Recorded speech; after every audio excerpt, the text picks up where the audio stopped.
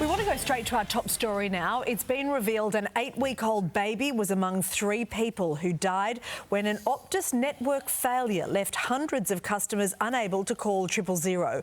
The CEO has apologised and there are calls for an immediate review of the telco's emergency response system. So for more, we're joined by South Australian Premier Peter Malinauskas. Peter, good morning and thanks for joining Sunrise. Good morning. Now, the news has horrified the nation. There's no doubt about that. Families have been left heartbroken, mourning the lives lost. This one completely surprised you and you weren't happy about it late yesterday afternoon, early evening. Have you been able to learn any more about this and what's your view about the way Optus handled this? Oh, yes, we have been able to learn more throughout the course of yesterday evening. South Australian Police and the South Australian Ambulance Service have worked following that press conference to ascertain some more details around exactly what has transpired here. The initial advice that we have had, and this will be subject to a thorough investigation, so I qualify remarks by saying that, but the preliminary advice that I've received is what was initially appeared to be a 2-hour outage, Optus have now advised was up to a 10-hour outage, which is somewhat extraordinary that would be found out so late after the fact. More than that, I can advise that throughout the course of yesterday evening, more questions were being raised around the transfer of information from Optus to South Australian Police. Once Optus conducted their press conference, which was the first that we had heard of these deaths, we wanted to start doing the appropriate investigative work, particularly South Australian Police, including welfare checks on the families involved. The advice I received was that Optus were telling South Australian Police the suburbs of where these deaths occurred, but not details regarding the phone numbers or the addresses or the names of the people that had been affected. I then had to call the CEO of Optus and invite the CEO to consider actually passing on that information to South Australian Police, and thankfully following that, information started to flow and police were able to do their work throughout the course of yesterday evening. But the very fact that was even required is somewhat remarkable. I think what you've just described is extraordinary. You're telling me that Optus wouldn't hand over the information to your police force? What I'm saying to you is that yesterday evening I received advice that South Australian Police were advised of the suburbs, but not more details than that. That then, I think, invited for me to call the CEO of Optus and explain to him that this was the circumstance, and he committed to resolve that, and then information started to flow. OK, you're obviously rightly flabbergasted by that. That is after the fact. Let's go back to what happened and your understanding of that. Has anything been explained to you about why this system didn't kick in, this national protocol in place for 000 outages, where if there is an outage with one system or one carrier, another one will step in? Well, that is an outstanding question, and that is exactly what will have to be thoroughly examined. I've been in touch this morning with the Federal Communications Minister, Annika Wells, and she is fully abreast of the situation, and we will be coordinating with one another the nature of the investigation that transpires. This is a federal system, so naturally the Minister federally is turning their minds to the nature of that inquiry, and I suspect she'll have more to say about what transpires later today. But at a South Australian level, 2 things I can say.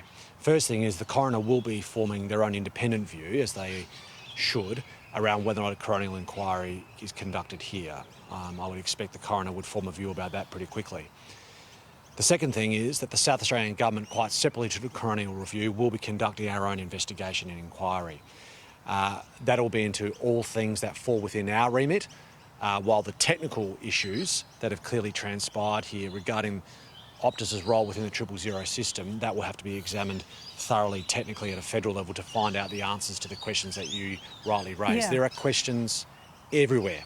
I've got to say, I haven't seen anything quite like this, particularly given that we've seen this happen before with Optus in the not too recent past. So, the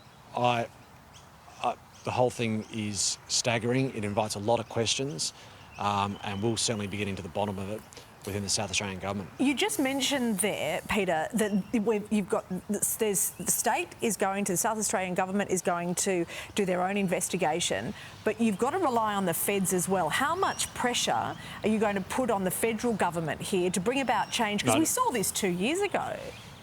I don't think I need to put pressure on the federal government. I've been on the phone to the federal government this morning, and the minister is in not too dissimilar position from us, rather concerned about the information flow that concerned about two things. I mean, the first thing that matters most is the sovereignty and the stability of the 000 system when it comes to Optus interactions within it. That's the first order priority. And the second issue is the way that Optus have handled this. Now, the two actually matter, but the first one is something that I know the Commonwealth is very engaged in already. And as I said, my communications with Annette Wells this morning, the federal minister, we've been sharing information with one another, and she's on top of this, and I would expect her to say something later today.